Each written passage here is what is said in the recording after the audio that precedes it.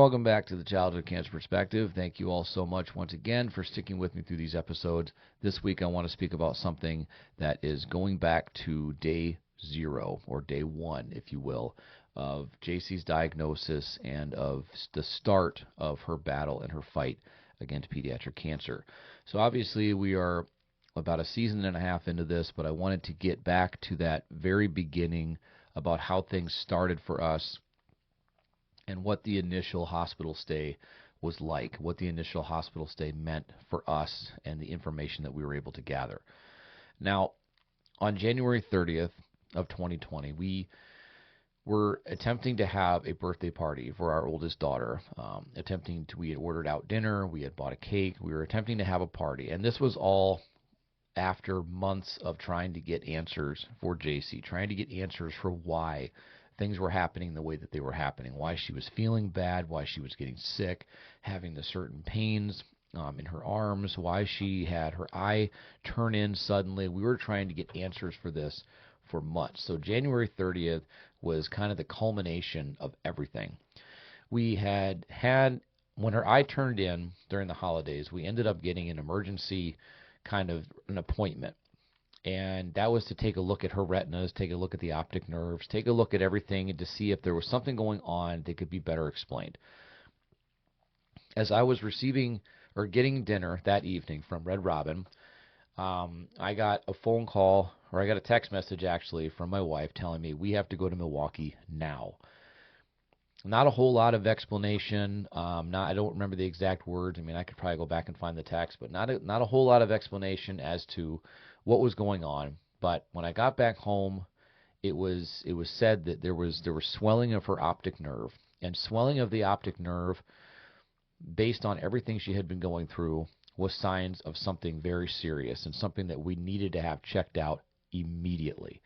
And that meant that it didn't matter that it was 6 o'clock, 7 o'clock, 8 o'clock at night. We needed to get to Milwaukee, 2.5 hours, depending on traffic. We needed to get there ASAP.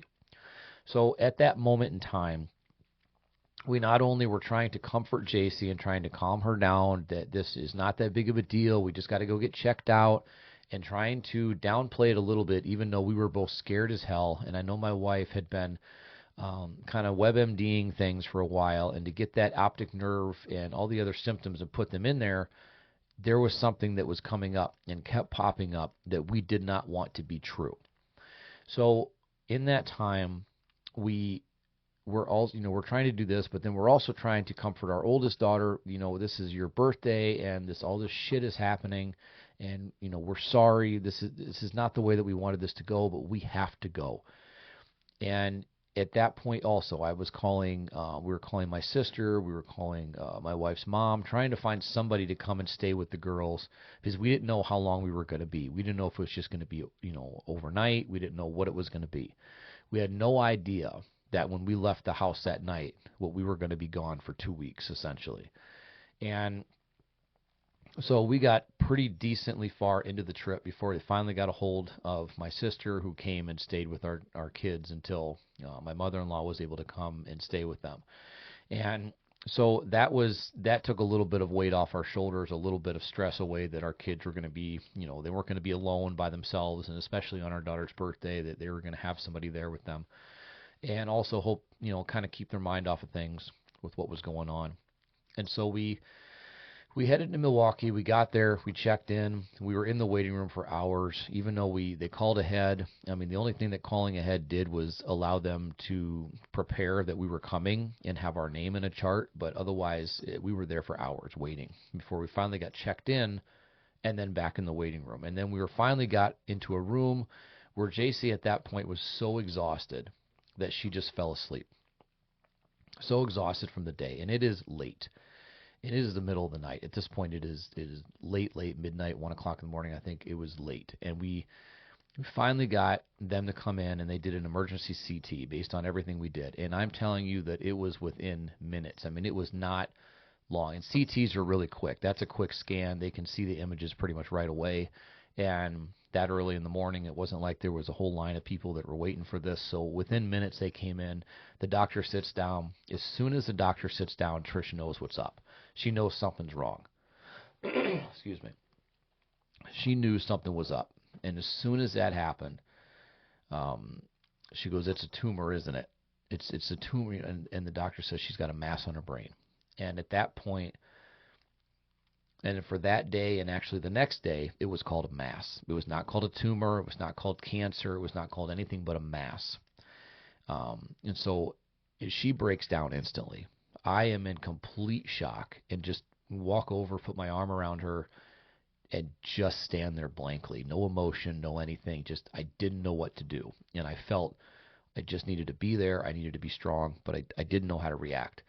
And we get, so, because of that, you're getting admitted, period. There's no questions about it. You're being admitted. And, again, we've got a bag full of a couple, changes of clothes, but that's it because we had no idea that we were going to be there for 2 weeks. And we get into a room where it's kind of like a little bit better of a waiting room area, or a waiting room for her to be. She's in bed. She's got monitors on and stuff like that. And a child life specialist comes in to kind of explain to her what's going to happen. After we had met with another doctor that said, okay, with the swelling of the brain and hydrocephalus, essentially what's going on, we're going to put a small drain in the top of her head, in one of the ventricles. And what that's going to do is that's going to allow that pressure to release, and that's going to make her feel better. It may even help with the swelling of the optic nerve. So that's going to be the first step. We said, okay. So in early hours of the morning, I'm signing the consent form, and I've talked about this. I'm signing the consent form on the back of a tissue box because that's all we had at that time in the morning. And this is consent that they're going to go in and put a drain, and then of course there's all the what ifs in the form like that. But what choice do you have? So we sign the form. We know that that's coming, and we get admitted into the next floor, and then we're there until we get we meet the doctor, the surgeons for the next day, for them to come in and talk about what's going to happen. And it was all day. And this was a rather short surgery. It wasn't anything super intense or super anything like that. It was going to be rather routine. They're just going to put this drain in there. It's going to help. And this one, as soon as she went back, I remember that Trish and I went to the cafeteria and ate like we hadn't eaten in about a week. And the whole time really thinking the worst, but at the same time thinking, you know what, it's no big deal. It's just a mass. We don't know what it is yet. We don't have a positive pathology report. We have no idea. So we're not going to lose our minds over thinking that it's the absolute worst here. So we didn't. We just kept moving along, and we ate. We waited for her to get done with her surgery. Then we went and saw her, and she looked great, and everything was, and she looked like she was in good spirits. And so we were admitted to the neurology floor, and from that point, it was waiting for the next step, which is to get the complete surgical removal of whatever this tumor was. Now, that was the first time we had heard the word tumor, when we had met the neurosurgeon that came in to talk about doing the resection. And he said, we've been told it's a mass. He goes, it's a tumor. He actually said, I know exactly what it is. Without seeing the pathology, I know what it is. He didn't say it was cancer. He didn't say anything else. He just said, I know what it is. Now, to this day, and actually I've been in contact with him recently, to this day, I don't know if him saying I know what it is that he knew what it was because of the location, or if he knew what it was by the looks of it, or anything. I don't know the answer to that. He just said that he knows what it is based on, what he's seen in the past. So he said, okay. He's going to go in, he's going to get as much of it out as possible. They'll remove a piece of her skull, and they'll go in and they'll do the best they can. Now, messing around with the brain is something that is 100% a crapshoot, that something could go wrong, and you could mess with something that could control your auditory responses, your ability to think or respond or speak or walk or talk. Any of that could be affected by one wrong move. You're messing around with the nerve center of your entire body, and anything that could happen could be detrimental. So this is the scariest part. When she goes in for that that first, that major brain resection surgery, this is the time when you are freaking out the most. And because you don't know who's going to come out of that room. You don't know who's going to come out. Is it going to be JC? Is it going to be JC but in a vegetative state? Is it going to be JC that doesn't remember who you are or isn't able to do the things she was able to do when she went in? We have no idea. This first surgery was 10 hours long. Trish and I closed down the waiting room. We were there until they basically shut the lights off, and we were the only ones there. I remember just sitting there, just not knowing. And finally, when we see, Dr. Lou, which is our surgeon, come through the room, and he tells us, I think we got it all. She did well. She did great. And they're really good about every hour, every couple hours, you'd get kind of like a text from the nurse in the operating room that would send you, she's doing great. Everything's going on schedule, things like that. He said, I think I got it all. She did well. And we're like, oh, thank God. And at this point, Trish and I haven't slept for shit in 3 or 4 days. And we go to see her, and she is literally sitting there with a popsicle. And there's pictures on Facebook of this popsicle in her hand, and she's smiling, like no big deal. And it's just the most incredible feeling ever. That I remember that I remember I made a video right away just to post it on Facebook because, again, trying to update everybody. It was the easiest route for us, just to use social media.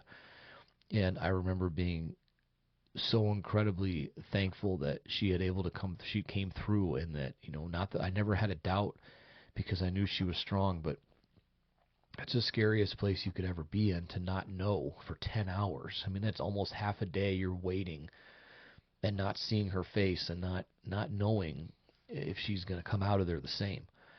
And it was just the most incredible thing for us to see her smiling at us and be in decent spirits after that long. She had her hair from the first surgery, like she had her hair in a beautiful braid, and which we always talked about how the nurse did her hair, and it was so incredible. And her anesthesiologist was an amazing guy, and we were glad to have them also, in subsequent surgeries and the following. But that was the first step in really getting everything going and attempting to move forward and thinking that we were doing really, really well. Now, when that tumor came out, it essentially, it fixed what was going on with her eye. Like, that was the best thing to see, because before she had that resection surgery, when she would look forward at you, she would have to turn her entire head sideways in order to look straight, because her eye was not kind of tracking the way that it was supposed to. And so after that surgery, it kind of went back to normal, and everything was good. And everything was going well. Her recovery was going well. Everything was lining up where it needed to line up. And, her strength in her hands. They told us that when she comes out, she's probably going to have, a little bit of weakness on one side. Maybe a little bit of a difficult walking. She had none of that. She had strength. She was able to get up and move. Everything was good. And that was the positive that we needed. Now, because of the way that this is set up and the way that her surgeries and the way that the tumor was in her brain, she would have MRIs daily to check the fluid levels, to check for the mass, to check if there was any other spots anywhere along, because this type of tumor, these CNS tumors, which is your central nervous system, they're basically flowing through your spinal fluid. They tend to kind of go from your brain and they go down your spine and they spread through other parts of your body. So what they're doing is they're always searching to make sure. Now, she never had a spot on her spine, ever. It never got to that point. As a matter of fact, the only tumor she had was that one in the ventricle of her brain. There was never anything else in the beginning. There was never anything there. And she never had tumor cells in her spinal fluid, which was good, because that meant that it wasn't really spreading throughout the rest of her body. So she would have those every day. So she had an MRI the next day following the surgery to check to see if they had gotten it all. Now, unfortunately, what he saw, he pulled us into a room and he said, it looks like there's a little bit left around the edges. He goes, that could be scar tissue, or it could be a little bit left. And I want to make sure that we don't leave anything behind. So I'm going to go in and I'm going to do another surgery, and I'm going to go in and I'm going to remove what's in there and make sure that we get it 100% clean. We said, okay. Now, this surgery was done at the hospital next door to us, and it was done a little bit. It wasn't as long. This wasn't a long day for us. It was about half as long, but it wasn't like the 10-hour surgery. This was like a cleanup operation, going in to make sure they got everything out so that we could start fresh.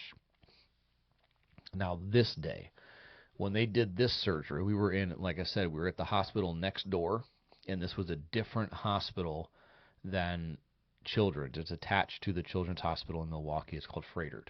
They do mostly adult patients, but we were there to have this second surgery. It had the operating room, like when we went in to the waiting area, but the operating room itself looked like an arena, and it was massive.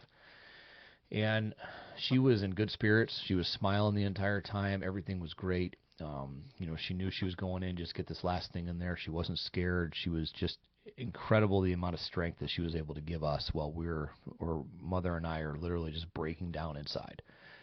So you went into a smaller waiting room, and then we sat and we waited. And about I don't want to say it was every 2 hours or so, or every hour. It was every hour, but we would get a call. Like, they would literally call the waiting room, and they would tell us, okay, everything's good.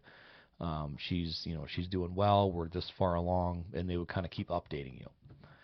And then from there, we were waiting and waiting, and that's when the oncologist that we had at that point came over to speak to us. And this was the first time that we had heard the word cancer in the entire situation. Like, when we get to the hospital, you end up with every doctor in the world. You get oncology, you get neurosurgeons, you get social workers, you get child life. You get just bombarded with everybody coming in, palliative care, whatever. Everybody's coming in to talk to you.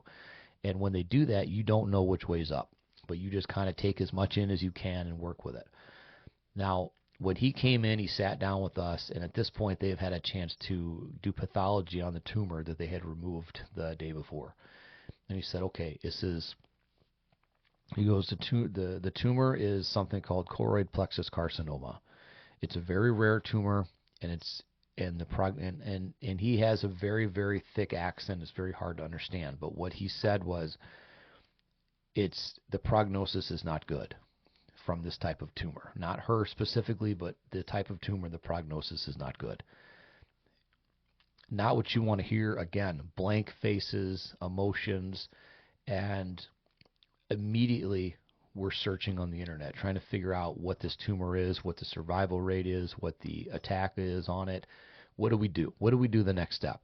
We find out that this is a tumor that attacks 30 children on average a year in the U.S. That's it. That's not a lot. That's not a lot of data. That's not a lot of protocol research. That's not a lot of understanding of something if it's only attacking 30 children a year. And so that's not a fantastic outlook. But we said, you know what? She's had a total resection. This thing is completely gone. Once they came out, and then from that surgery, it was once again everything was cleaned out, 100% total resection. This is what you have to look forward to as far as her recovery. Now, that was, again, it was the weakness. It was the cognitive delays. It was all this kind of stuff that they thought was going to keep her from really moving forward. And then they kept the drain stayed in to make sure that everything was flowing the right way and that there was no buildup of hydrocephalus, or she was not getting hydrocephalus from buildup of fluid in her brain. So that stayed in until, the day that we left. And that was...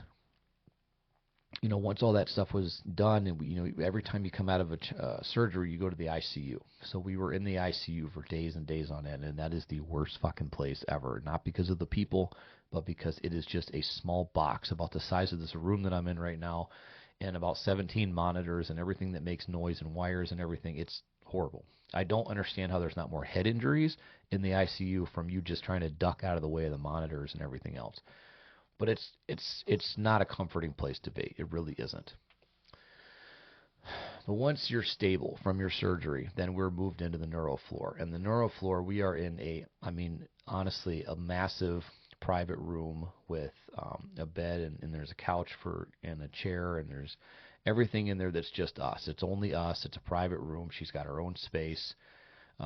And we just kind of are just trying to take it easy. She's got her PT that she has to do, and all this follow-up after these surgeries that have proven that her and MRIs daily, but everything that has to be proven that so she's safe to go home.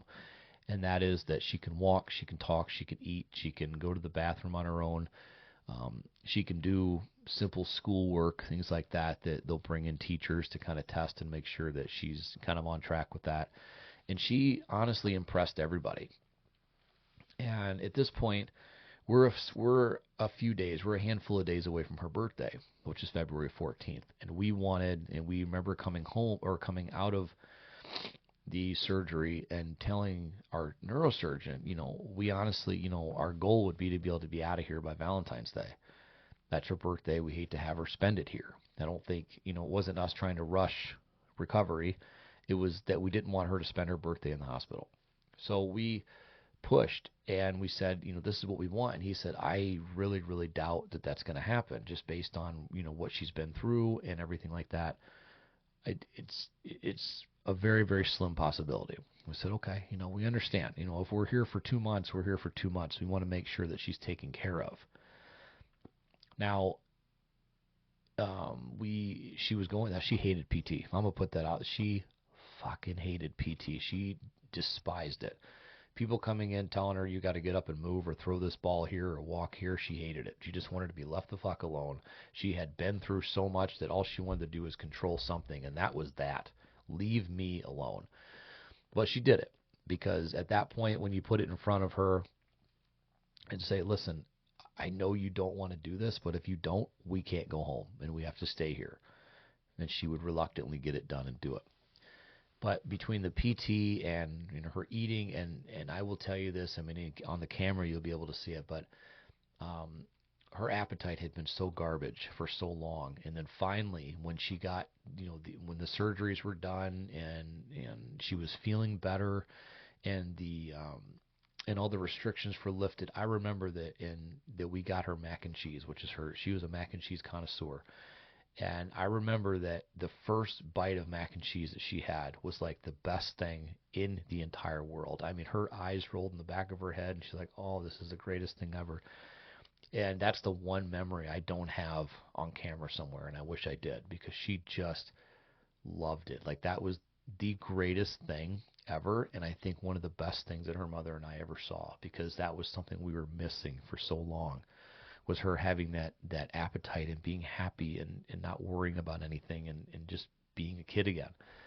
And we finally were able to kind of get through all of that stuff in 2 weeks of signing papers and MRIs and CTs. And when she was all done with that, we were able to take her for a walk. We took her all the way down to the cafeteria, and we walked her all the way back up, and she did so well. That was when she was finally able to be detached from all the machines and monitors. So we were able to do that. And we get her, and then we get to the February 12th, and, one of the other neurosurgeons there and said, essentially, you have to prove to us that you're going to need a shunt. Now, a shunt would be something that would be permanently placed in the body that would do the same thing as what the drain was doing, but it would drain it into your stomach cap, your midsection, and basically your body would just absorb the fluid, as opposed to it draining out of your body and then they just remove that way. And what they would do is they would raise your head up and then they would turn the level of the drain down to see what would happen. And if nothing came out, and after a certain time they'd say, okay, it looks like everything has subsided, everything is leveled out. So they took the drain out, and once they took the drain out, they said, do you want to go home? And she said yes. Now, on February 12th, we took her home. She got to go home 2 days before her birthday, and I've said it before, but I'll say it again. She walked herself out of the hospital 12 days, essentially 2 weeks after having 2 major brain surgeries. She walked herself out of that hospital, and it was the most incredible and amazing thing that I think we've ever seen in our entire life, because when we walked into that hospital, we didn't know what was going to happen. We didn't know what we were going to be left with. We didn't know what was going to change about her, if anything. We get all the way out. Our car is the only one in the visitor parking lot in front of the emergency room that is covered in snow because we had obviously weather at that point in time, and everybody else is clean, but our car had been sitting there, for 12 days, so it was the only thing covered. And driving home with her in the car, we drove we came home, we got her cleaned up, we got her dressed, we did her hair, and then we went over to the school to surprise her sisters because we had not told them we were coming home. And that was amazing. We had not seen our other two girls in 2 weeks. They came to visit, one time when we were there right before the first major surgery. They came to visit my sister. I brought them up.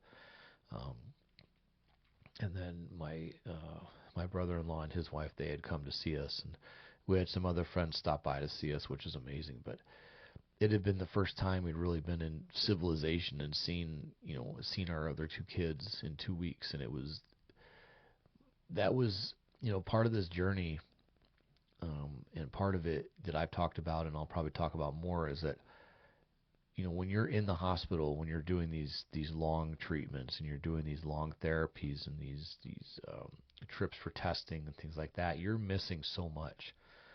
And me personally, I missed so much when I was in the hospital with Jace. I mean, there were, for all of her chemos, there was 3, 4, 5 days at a time. I'm missing sports games and concerts and things like that. And when I was in for her stem cells, I mean, in total, that was 52 days, minus a day or two at home. But I mean, 52 days that I missed out on so much, and it was hard. It was hard not to be around my other two kids, to be around my wife, to be in my own house, my own bed, to have JC be home and just be with her family and not stuck in a hospital. I mean, we made the best of it, but it was hard. But that first 2 weeks of everything, and to be honest, we left, to go back to it, we left on that day, on that February 12th, we left, but we didn't have a plan. We didn't have a plan of attack.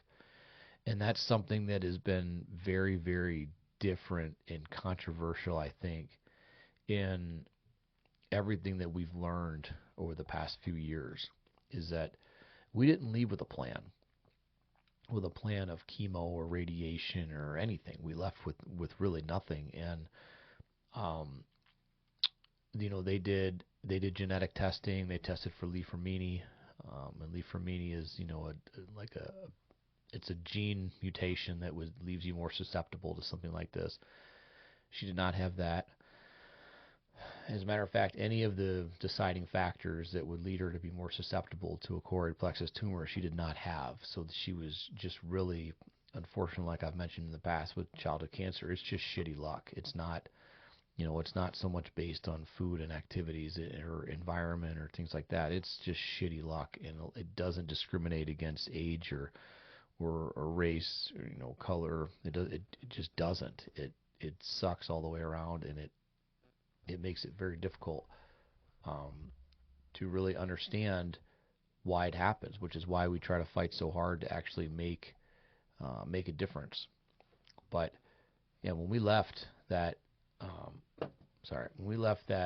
that day, we didn't have a plan. We didn't know what was going to happen. We didn't know where we were going to be. Weeks later, months later, we had no idea. And it was then kind of go home and wait. So she kind of went home. She essentially went back to school and tried to go back as normal and everything like that. And we did everything we could to just make things as normal as possible. Like, listen, we had a horrible run-in with this, but you've done so well, and we thought we were going to be that statistical, I guess just diamond in the rough. We were going to beat it, and it was going to be that easy. And we waited and waited, and we finally got set up to have, we had to drive back to Milwaukee to get a plan set up, and that plan meant that, okay, now we've had the total resection, you've had drain removed, you've got, you've had so many MRIs that, there's no tumor cells in the spinal fluid. You essentially is contained to that spot. What we want to do is we want to do targeted radiation. We want to do We want to do 5 rounds of chemo, and then we want to kind of reevaluate from there. So what they were going to do is they set it up to do 30 rounds of radiation, 5 rounds of chemo, and then from there they would reevaluate and kind of, go from there.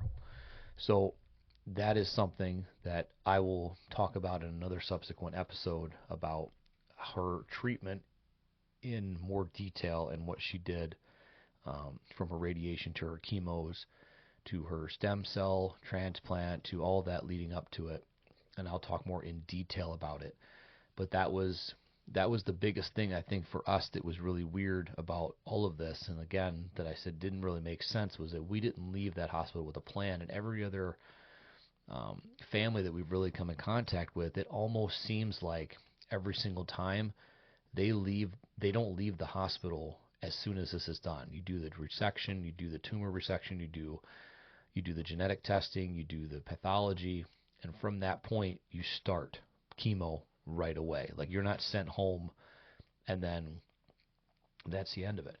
You start it right away. And for us, it was like a month, and then they finally got us a plan, and then we started things, her radiation, and when that was done, they were supposed to start chemo, and that was going to be the plan all along. And it didn't make, I guess, to us at that point, we're like, maybe this is normal, because I've said in the past, we didn't have anybody in this community that we could bounce ideas or ask questions or understand why it was done this way. It was learning it as we were going that there's, generally speaking, I think everybody that we've ever talked to, as soon as they got the diagnosis for cancer, they started their treatment right away. This wasn't like, hey, we'll see you in a month. No, it was, hey, we're gonna start you on treatment right now. Now, a lot of this could have to do with the fact that her tumor type and her cancer type was so rare that there was no specific protocol they could go looking for and find and just get things started. They would have to reach out, which they did. So I will detail in more about her treatment schedule, about the plan of action that was taken, the collaboration with other hospitals, and I will put that all out there so that we can, I can discuss more exactly how it happened, and you can understand better about what was done and why it was done and what decisions we made, and if we had a choice, if we would go back and change any of those decisions. Because the old saying is that if you knew then what you know now, would you make a change? And, for some things, maybe yes. For some things, I don't think we would change our minds, and I think we would kind of go along the same path. And a lot of that is situational. A lot of that is just trying to give the best opportunities in life to your child without taking it away by, putting them through something that's going to be extremely detrimental. But they're all personal choices, and you kind of have to live with it. But as a parent, you have to make hard choices sometimes, and you don't really know what's going to happen, and you're hoping for the best. But that is going to be this week's episode. Again, I thank you guys for sticking with me. That was talking about day 0 or day 1, if you'd like. From that point, we had 520 days with our daughter from the point of diagnosis to the point she passed, and everything we had. That's the beginning of it. I think next week and the week after, I will talk about her treatment plans. I will talk about exactly what was done and the decisions we made. And then we will start getting forward on moving into guests on the show. I keep saying it, but I'm still working on the logistics of that. But hopefully it'll happen soon. So thanks everybody so much. I will see you all next week.